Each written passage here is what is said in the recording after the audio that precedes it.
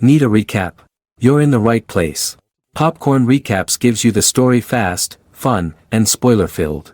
The movie begins with Mark and his best friend Walter chatting in a car about dating and first kisses. Walter boldly flirts with two older women in a nearby car, but they speed off, unimpressed. Mark laughs it off, teasing Walter, who then accidentally reveals that there's a surprise birthday party waiting for Mark back home. When Mark arrives home, he's greeted warmly. His mom, Tanya, brings out his birthday cake and encourages him to make a wish. Afterward, he heads to his room to change. As he comes out, he catches his crush, Melanie, in a bikini struggling with the straps. She asks for help, and just as he's about to assist her, Tanya interrupts and sends him away. Later, Mark's stepdad tries to engage him in conversation, but Mark is clearly distracted, still thinking about Melanie. Walter shows up with a plan: get Mark's parents out of the house so they can hang out with the girls in peace. Mark jumps at the idea. When Tanya mentions an upcoming church service, Mark uses it as the perfect excuse to get his parents out. That night, he sets the scene and emails Walter to bring Melanie over. The next day, while shopping, Mark notices an attractive middle-aged woman asking for help with a machine. Her name is Carissa Kessington, and she invites him over to fix her plumbing, offering to pay him. Mark eagerly agrees.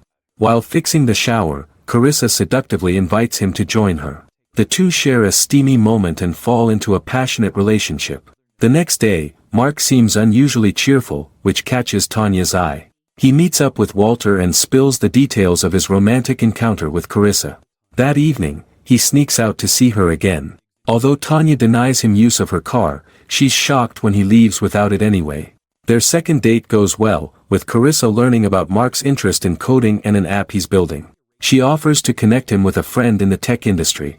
However, while she's away briefly, a man approaches Mark with a chilling warning: Carissa is dangerous. Tanya grows more suspicious of Mark's behavior. While doing laundry, she checks his phone and discovers messages from Carissa. She uses Mark's phone to invite Carissa over for dinner. At dinner, tensions rise. Carissa brings up Mark's app, shocking Tanya, who knew nothing about it. Carissa suggests Mark skip college and pursue a career right away, infuriating Tanya, who lashes out at her. Carissa argues back, and the night ends bitterly. Tanya voices her fears to her husband, Randy, who compares Carissa to a mythical siren, creatures who lure young men to destruction. He advises Tanya to let Mark make his own mistakes, though she disagrees. Mark later apologizes to Carissa for his mom's behavior.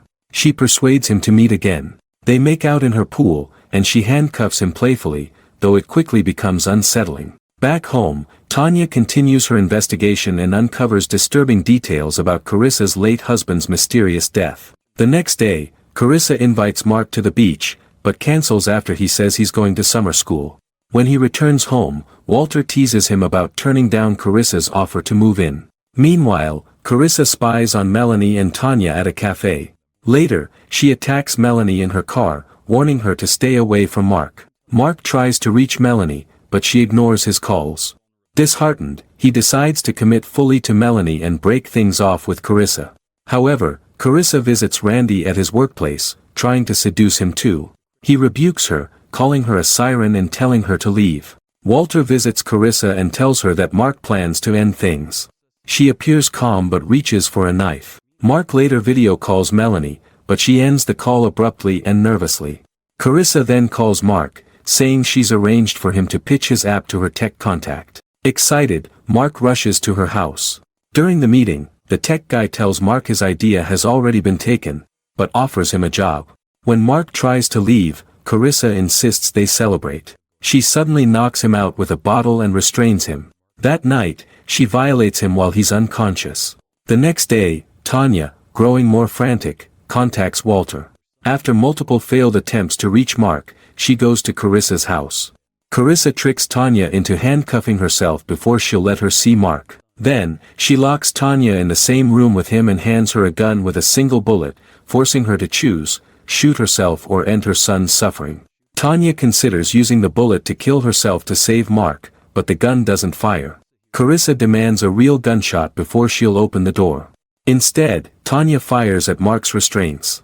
When Carissa enters, thinking Tanya is dead, she is ambushed and knocked out.